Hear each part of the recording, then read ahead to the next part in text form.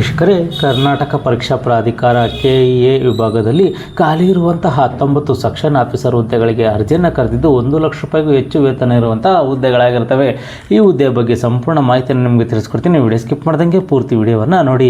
ವೀಕ್ಷಕರೇ, ಕರ್ನಾಟಕ ಪರೀಕ್ಷಾ ಪ್ರಾಧಿಕಾರ KEA ವಿಭಾಗದಲ್ಲಿ ಖಾಲಿ ಇರುವಂತಹ ವಿಭಾಗಾಧಿಕಾರಿ KKR ವಿಭಾಗದಲ್ಲಿ 2 ಹುದ್ದೆಗಳು, ವಿಭಾಗಾಧಿಕಾರಿ RPC ವಿಭಾಗದಲ್ಲಿ 17 ಹುದ್ದೆಗಳು, ಟೋಟಲ್ 19 ಹುದ್ದೆಗಳಿಗೆ ಅರ್ಜಿಯನ್ನು ಕರೆದಿದ್ದಾರೆ.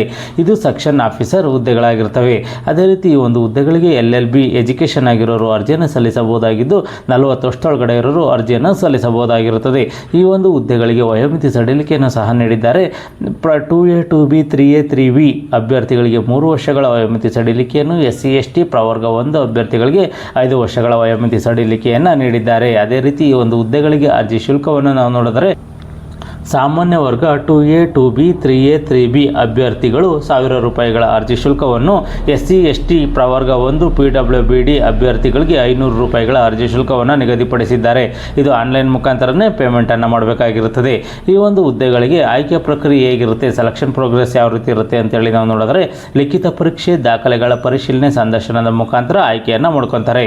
ಈ ಹುದ್ದೆಗೆ ಅರ್ಜಿಯನ್ನು ಸಲ್ಲಿಸಲಿಕ್ಕೆ ಕೊನೆಯ ದಿನಾಂಕ 15 ಮೇ 2026 ಕೊನೆಯ ದಿನಾಂಕವಾಗಿರುತ್ತದೆ. ಹೆಚ್ಚಿನ ಮಾಹಿತಿಗೆ cet.online.karnataka.gov.in ಈ ಒಂದು ವೆಬ್ಸೈಟ್ಗೆ ಹೋಗಿ ಹೆಚ್ಚಿನ ಮಾಹಿತಿಯನ್ನು ಪಡ್ಕೋಬಹುದಾಗಿರುತ್ತದೆ. ಯಾರು ಈ ಒಂದು ಹುದ್ದೆಗಳಿಗೆ ಅರ್ಜಿಯನ್ನು ಸಲ್ಲಿಸಬೇಕು ಅಂದ್ಕೊಂಡಿದ್ರೆ ಈ ಒಂದು ನೋಟಿಫಿಕೇಶನನ್ನು ಸಂಪೂರ್ಣವಾಗಿ ಓದಿ ಇದು ನಿಮಗೆ ಸೂಕ್ತ ಅನಿಸಿದ್ರೆ ಮಾತ್ರ ಈ ಹುದ್ದೆಗಳಿಗೆ ಅರ್ಜಿಯನ್ನು ಸಲ್ಲಿಸಿ. ಅರ್ಜಿ ಸಲ್ಲಿಸಲಿಕ್ಕೆ ಕೊನೆಯ ದಿನಾಂಕವರೆಗೂ ಕಾಯ್ಕೊಂಡು ಮುಂಚಿತವಾಗಿ ಅರ್ಜಿಯನ್ನು ಸಲ್ಲಿಸಿ. ಈ ಒಂದು ಮಾಹಿತಿ ನಿಮಗೆ ಇಷ್ಟವಾದರೆ ಸಬ್ಸ್ಕ್ರೈಬ್ ಮಾಡಿ, ಶೇರ್ ಮಾಡಿ ಮತ್ತು ಲೈಕ್ ಮಾಡಿ.